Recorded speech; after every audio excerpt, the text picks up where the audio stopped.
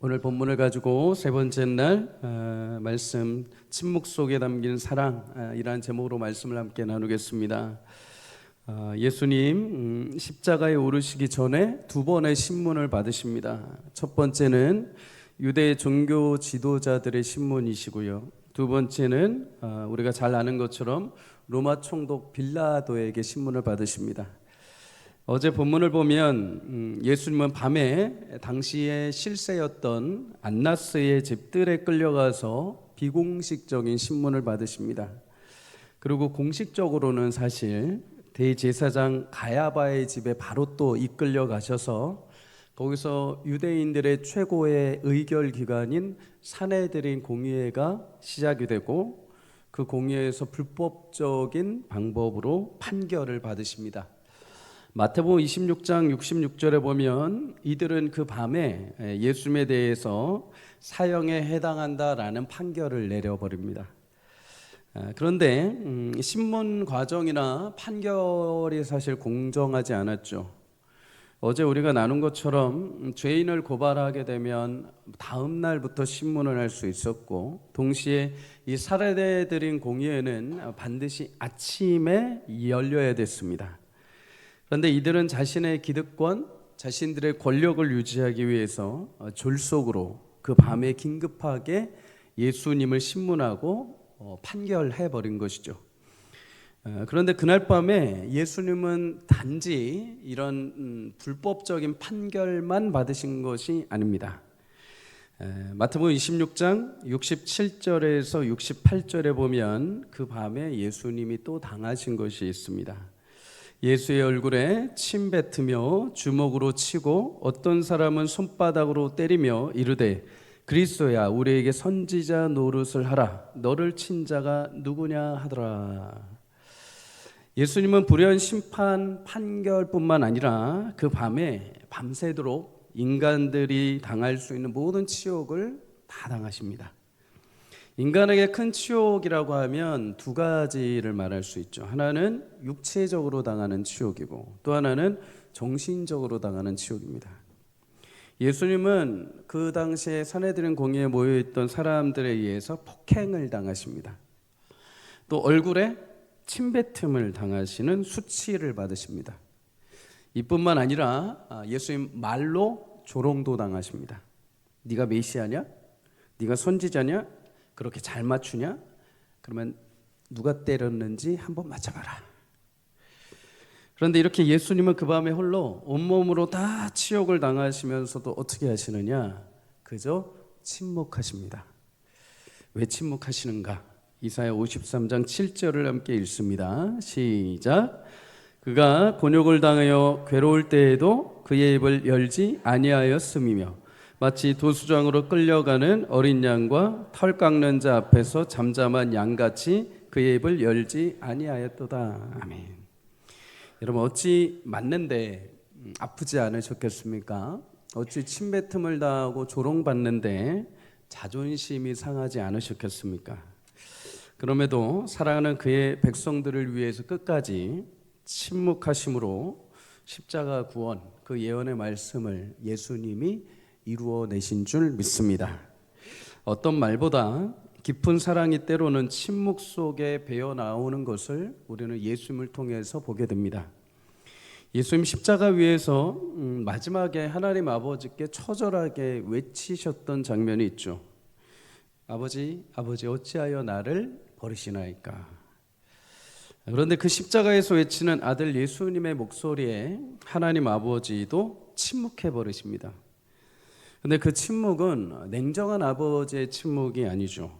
온 인류를 자신의 아들 예수와 함께 어떻게 해서도 그 예수의 생명을 주고서라도 맞바꿔서라도 살려내기를 원하시는 하나님의 깊고도 높은 사랑의 침묵이었습니다. 사랑하는 여러분, 우리도 주님이 보이신 이 침묵의 사랑을 담기를 주의 이름으로 축복합니다. 다 말하지 않아도 됩니다. 억울함을 다 이야기할 필요도 없습니다. 누군가 실수를 가지고 굳이 그것을 여기저기 말하고 다니지 않아도 됩니다. 내가 너를 정말 생각해서 하는 말인데, 아니요. 여러분, 정말 생각하면 말하지 않으셔도 됩니다. 이 말 해야 돼. 우리 교회 이래야 돼. 아니요. 말하지 않으셔도 됩니다. 진정한 사랑은 말이 아니라 때로는 침묵에서 더 진하게 나타나게 됩니다. 잠언 10장 19절은 말합니다. 말이 많으면 허물을 면하기 어려우나 그 입술을 제어하는 자는 지혜가 있느니라. 여러분, 나를 위해 묵묵히 고난과 수모를 침묵의 사랑으로 보여주신 주님처럼 침묵 가운데 더 깊은 사랑이, 그리고 그 침묵 속에 더 깊은 울림을 주는 귀한 우리 성도의 삶이 되시기를 주의 이름으로 축복합니다. 사내들에서 신문 받으신 예수님, 로마에서 파견되어 온 총독 빌라도 관저로 끌려가십니다. 그런데 여기서 의아한 장면이 있습니다. 유대인들이 예수님을 빌라도 관저 안에 밀어넣고 고발은 하는데 자기들은 빌라도 관저 밖에 서 있는 것입니다. 그렇게 한 이유는 28절에 보면 유월절에 음식을 먹기 위함이다 이렇게 말합니다. 당시 유대인들의 유월절 식사는 유월절 절기에서 굉장히 중요한 과정 중에 하나였습니다. 희생 제물이 된 어린 양을 가지고 와서 그 양을 잡아 쓴 나물과 무교병으로 같이 먹는 것이 유월절 절기의 식사 중에 하나죠. 이 식사는 의식적으로 깨끗한 사람만 참여할 수 있다고 이들은 생각했습니다. 그런데 빌라도는 총독이지만 로마인이고 이방 사람이죠. 당시 율법에는 없었지만 유대인들은 어떻게 생각했냐면 이방인의 집에만 들어가도 자신들이 부정해진다고 여겼습니다. 부정해지면 유월절 저녁 식사에 참여를 못하는 거죠, 그날. 그래서 유월절 음식을 먹기 위해 빌라도 관저 안에 자신들은 들어가지 않은 것입니다. 여러분, 하나님이 유월절 절기를 지키도록 명하신 이유가 무엇입니까? 하나님이 이스라엘을 해방하신 것에 대해서 감사하고 하나님의 백성으로 구별하여 주신 그 정체성을 기억하도록 지키시게 하신 게 유월절입니다. 그렇다면 거룩하게 구별된 삶은 어떤 삶인가? 하나님은 레위기 19장에 이스라엘 백성들에게 너희 거룩하게 구별되어야 한다라고 강조하시면서 거룩한 구별됨에 이렇게 말씀하십니다. 레위기 19장 18절에 원수를 갚지 말며 동포를 원망하지 말며 네 이웃 사랑하기를 네 자신과 같이 사랑하라. 나는 여호와니라. 여러분, 그 거룩은 바로 사랑이죠. 사랑. 그것이 구별되는 것입니다. 근데 유대인들은 지난밤에 죄가 없으신 예수님을 끌어다 놓고 불의한 방법으로 신문하고 예수님을 폭행하고 폭언하고 모욕적인 언사를 행했죠. 유월절 절기를 그런데 지키고자 음식 먹기 위해서 열심을 그렇게 다 내지만 정작 유월절을 통한 하나님의 그 구별됨과 거룩함에 대한 사랑은 잊어버린 것입니다. 거룩함을 지킨다는 이유로 이방인 통치자 관정에 들어가지 않으면서도 불구하고 정작 사랑으로 오신 예수님을 죽음에 넘겨버리는 아이러니한 모습을 보이는 거죠. 이런 사람들을 가리켜 뭐라고 하는가? 종교인이라고 합니다. 종교인. 종교인의 특징이 무엇인가? 디모데후서 3장 5절에 경건한 모양은 있습니다. 그런데 경건의 능력은 없습니다. 모양은 그럴듯합니다. 그런데 정작 그 안에는 예수님의 능력, 사랑의 능력, 긍휼의 능력, 용서의 능력, 겸손의 능력이 없습니다. 그래서 예수님은 마태복음 23장에 서기관과 바리새인들을 향해서 겉은 깨끗해 보이지만 그 안에 탐욕과 방탕이 가득한 자들이다라고 질타하시죠. 여러분, 축복합니다. 저를 비롯하여 우리 사랑하는 성도님들, 경건의 모양이 아니라 경건의 능력이 넘치는 은혜가 있기를 주의 이름으로 축복합니다. 그러기 위해서는 신앙인으로 우리가 실력을 가져야 됩니다. 실력을. 신앙인에게 실력은 여러분 무엇일까요? 사역을 잘하는 거요? 아니면 통솔력이 있는 거요? 아니면 남들에게 내가 열심히 해서 인정받는 거요? 아니요. 신앙인의 진정한 실력은 말씀을 따르는 것입니다. 아는 것이 아니라 따르는 것이죠. 야고보서 1장 22절에 너희는 말씀을 행하는 자가 되고 듣기만 하여 자신을 속이는 자가 되지 마라 라고 말씀합니다. 여러분, 우리는 언제라도 나 스스로 속일 수 있습니다. 우리가 이단에게만 속는 것 같죠? 아니요, 내가 스스로 나를 속입니다. 이 정도면 됐지. 내가 이 정도면 그래도 구원 받을 수 있지. 이 정도면 나는 잘하고 있는 거지. 사랑하는 여러분, 주의 말씀을 듣고 행하는 진정한 실력 있는 그리스도인이 되기를 주의 이름으로 축복합니다. 경건의 모양만은 있는 것이 아니라 내면의 진정한 경건의 능력, 그 말씀을 따라 몸부림칠 수 있는 능력, 그래서 경건의 능력이 흘러 넘치기를 바랍니다. 시편 1편에 보면 복 있는 사람은 악인들의 꾀를 따르지 않고 죄인들의 길에 서지 않고 오만한 자들의 자리에 앉지 아니하며 그의 율법을 주야로 그의 율법을 즐거워하며 그의 율법을 주야로 묵상한다, 이렇게 말씀을 합니다. 복을 받기 위해서 죄인들의 길에 서지 않고 악인들의 꾀를 따르지 않고 오만한 자들의 자리에 앉지 않는다가 아니라 하나님의 은혜의 복을 누리는 자들은, 그 복을 이미 받은 자들은 악인들의 꾀를, 죄인들의 길을, 오만한 자들의 자리에 가지 않고 오직 그가 하는 모든 일이 하나님이 주시는 은혜 가운데 철을 따라 열매를 맺고 잎사귀가 마르지 아니함 같이 그가 하는 모든 일이 형통하게 될 것이라고 약속하십니다. 사랑하는 여러분, 예수 그리스도 안에서 우리는 복을 받은 자들인 줄 믿습니다. 그 복을 누리기 위해서는 그 말씀을 따라갈 때 하나님께서 합당한 철을 따라 열매를 맺는 귀한 은혜를 주실 줄 믿습니다. 모양을 넘어서 우리 안에 그 능력이 흘러넘치는 귀하고 복된 저와 여러분이 되시기를 주의 이름으로 간절히 축복합니다. 우리 31절과 32절을 함께 읽습니다. 시작. 빌라도가 이르되 너희가 그를 데려다가 너희 법대로 재판하라. 유대인들이 이르되 우리에게는 사람을 죽이는 권한이 없나이다 하니 이는 예수께서 자기가 어떠한 죽음으로 죽을 것을 가리켜 하신 말씀을 응하게 하려 함이로라. 아멘. 유대인들은 빌라도에게 예수님을 끌어와 행악자, 다시 말해 범죄자라는 오명을 씌워서 죽여달라고 얘기를 하죠. 31절에 자신들은 사람을 죽일 권한이 없다고 합니다. 사내들인 공회는 사형을 언도할 수 있는, 사형을 명할 수 있는 권한은 있지만 그것을 실제로 집행할 수 있는 힘은 없었습니다. 로마의 지배를 받기 전까지 이들은 레위기 24장 16절의 말씀처럼 옴회중이 누군가를 돌로 쳐서 죽일 수 있는 권한은 있었습니다. 그런데 로마의 식민지가 되고 난 이후부터는 사형 집행 권한이 로마로 넘어가게 된 것이죠. 그래서 예수님을 죽이고자 하는 의도를 가지고 이것을 집행해달라고 빌라도에게 찾아온 것입니다. 이렇게 보면 지금 예수님을 지배하고 예수님을 심판하는 것이 누구의 손에 있는 것 같으냐? 빌라도에게 있는 것처럼 보입니다. 빌라도가 심판만 내리면 예수님을 즉시 사형에 처할 수 있는 권한이 빌라도에게 있는 것처럼 보이죠. 그런데 오늘 31절은 우리에게 이렇게 말씀하십니다. 말씀을 응하게 하려 하심이라. 빌라도가 예수님에게 사형을 언도해서 로마의 사형법 십자가를 짊어지게 하신 것은 사실 예수님에 대한 하나님의 말씀이 이루어지게 하신 것입니다. 요한복음 3장 14절에 예수님은 모세가 광야에서 뱀을 든 것 같이 인자도 나도 들려야 할 것이다 라고 말씀하십니다. 갈라디아서 3장 13절도 말씀하죠. 함께 읽어봅니다. 시작.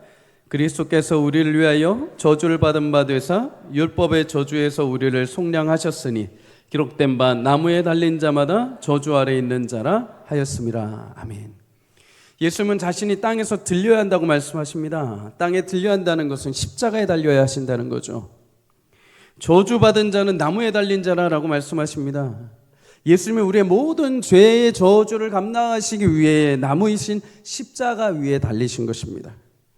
예수님은 빌라도가 사형을 언도해서 십자가에 달리신 것이 아니라 유대인들이 행악자라고 몰아붙여서 어쩔 수 없이 십자가에 오르신 것이 아니라 말씀하신 대로 우리의 죄의 저주를 끊으시기 위해 예수님은 그 십자가 위에 오르셨습니다.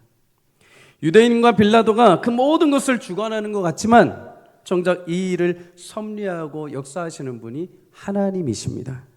그래서 19장 11절에 보면 예수님이 빌라도를 향해서 위에서 너에게 주지 아니하셨다면 네가 나를 해야 할 권한이 없다, 이렇게 말씀하십니다. 위라는 것은 하나님이죠. 하나님이 너를 통해서 나를 십자가로 향하게 하신 거지 네가 능력이 있어서가 아니라는 것입니다. 사랑하는 여러분, 우리 인생의 모든 역사의 주관자는 하나님이신 줄 믿습니다. 아무리 전쟁의 소문이 흉흉하고 때로는 어떻게 저런 일이 일어날 수 있어라고 한탄할 수 있지 모르지만 그 위에 역사하시는 하나님이 궁극적으로 이끌어 가신다는 사실을 여러분 꼭 기억하시기를 주의 이름으로 축복합니다. 내 삶이 어려운 환경에 있고 어떤 상황이 찾아와도 늘 하나님의 역사하심과 일하심이 내 삶에 있음을 믿고 신뢰할 수 있는 저와 여러분이 되시기를 주의 이름으로 축복합니다. 마지막으로 여러분, 빌라도가 예수님에게 질문한 내용을 잠시 살펴봅니다. 빌라도 예수님에게 크게 네 가지를 질문합니다. 33절에 네가 유대인의 왕이냐, 35절에 네가 유대인이냐, 왜 그러면 같은 유대인 저들이 너를 넘겼느냐, 네가 무엇을 했느냐, 37절에 그러면 네가 왕이냐, 38절에 진리가 무엇이냐. 여러분, 빌라도의 이 질문을 보면 사실 그 뉘앙스를 보면 진지한 질문이 아닙니다. 예수님을 비웃는 질문입니다. 네가 유대인 왕이라고? 네가 유대인인데 근데 왜 같은 유대인들이 좋게 너를 고발하냐? 너 도대체 뭔 짓을 하고 다녔냐? 아유, 네가 진짜 왕이라고? 네가 진리라고 말하는데 그 진리가 도대체 뭐냐? 하나하나 모든 것이, 이 질문이 그가 진짜로 듣고 싶어서 하는 답이 아니라, 묻는 것이 아니라 그저 예수님을 조소하는 투에서의 말투인 거죠. 그는 질문은 하지만 진정 들을 귀가 없었습니다. 그럼에도 예수님 이 세 번째 질문까지 다 답을 해주십니다. 그런데 예수님이 마지막 질문, 진리가 무엇이냐? 라는 질문에는 답을 안 하십니다. 왜 예수님이 마지막 질문에 답을 안 하시는가? 물론 빌라도가 마지막 질문을 하고 급하게 밖으로 나갔을 수도 있습니다. 그러나 예수님이 답을 하지 않고 침묵하신 이유가 있죠. 마지막 질문에, 진리가 무엇이냐라는 그 질문에 예수님 침묵하신 이유는 진리가 바로 예수님 자신이시기 때문입니다. 어떤 설명과 해설보다도 진리이신 예수님 당신이 그분 빌라도 앞에서 자신을 지금 보여주고 계시기 때문입니다. 그럼에도 빌라도는 이 많은 질문과 진리이신 주님을 보면서도 정작 예수님을 믿는, 예수님을 만나는 인격적인 축복을 누리지 못하고 예수님에게 사형을 언도하여 지금 2000년이 지났음에도 불구하고 예수님의 십자가를 이야기할 때 그의 이름이 항상 등장하는 낙인이 찍히게 되죠. 사랑하는 여러분, 우리 때로 인생의 여러 가지 질문을 가지고 주님 앞에 던질 때가 있습니다. 주님 왜 이러십니까? 주님 저 이렇게 힘든데도 도대체 무슨 일 하고 계십니까? 왜 저 이렇게 놔두고 계십니까? 왜 저에게만 주님 이런 일을 당하게 하십니까? 많은 질문 속에서 예수님이 침묵하시는 것 같습니다. 근데 여러분, 침묵하신다 해서 내 앞에 주님이 안 계시는 것이 아닙니다. 우리 침묵하시지만 주님은 우리와 함께 하십니다. 나는 길을 보여달라고, 나는 생명을 달라고, 나는 진리를 알려달라고 하는데 예수님은 그저 아무 말 없이 내 안에 함께 하십니다. 왜요? 예수님 자신이 우리 인생의 길이요, 진리요, 생명이시기 때문입니다. 예수님 가시는 곳이 길이 됩니다. 예수님 하시는 말씀이 내게 진리가 됩니다. 예수님 주시는 것이 내게 생명이 됩니다. 그 말씀을 묵상하는데 떠오른 예화가 하나 있습니다. 예전에 한번 말씀 이미 드린 적이 있습니다. 아, 목사님 예화 또 반복하시네. 아니요, 그 예화 내용보다도 거기에 담긴 원리, 진리를 생각하시면 됩니다. 메리 스티븐슨이라는 사람이 지은 시 모래 위의 발자국입니다. 꿈속에서 주님과 바닷가를 걷죠. 꿈속에 주님과 바닷가를 걷는데 하늘 위에서 많은 자신의 과거의 장면들이 이렇게 스쳐 지나가기 시작을 합니다. 각 장면마다 두 사람의 발자국이 새겨져 있습니다. 하나는 내 발자국이고 하나는 주님의 발자국. 그런데 인생의 장면 속에 괴로운 순간들이 딱딱딱 스쳐 지나가는 겁니다. 근데 그 괴로운 순간에는 발자국이 하나밖에 없는 겁니다. 그래서 시인이 주님께 물어보죠. 주님, 저와 항상 함께 하신다면서 저렇게 괴로웠던 시절에는 왜 저를 혼자 두셨습니까? 그때 주님이 답하십니다.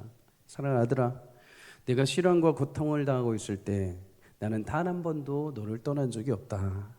그때 내가 너를 안고 걸어간 것이다. 그 발자국이 내 발자국이 아니라 나를 안고 가시는 주님의 발자국이었던 거죠. 사랑하는 여러분, 진리의 주님이 늘 함께 하심을 믿습니다. 어떤 환경과 상황에서도 함께 하시는 주님이 여러분의 길이 되어 주실 것입니다. 인생의 답을 찾지 못할 때 주님이 진리가 되시고 여러분의 인생의 답이 되어 주실 것입니다. 죽을 것 같은 현실에 처할 때 주님으로부터 살고자 하는 그 생명의 소망을 여러분 다시 발견하게 됩니다. 신명기 31장 11절은 말씀합니다. 독수리가 그 날개를 펴서 그 날개로 새끼를 어는 것 같이 업어서 인도하시는 분, 그분이 바로 우리 하나님이십니다. 길과 진리와 생명 되신 주님이 늘 여러분과 함께 하심을 믿으시고, 내 상황이 어떤 상황에 처해도 때로는 주님이 침묵하시는 것 같을지라도 그 침묵 속에도 늘 함께 하시는 주님, 그 침묵을 통하여 오히려 완전한 사랑을 이루신 주님을 신뢰함으로 여러분의 삶의 생명과 진리와 길과 능력이 되시는 주님과 늘 평생에 함께 행복하게 동행하는 삶이 되시기를 주의 이름으로 간절히 축복합니다.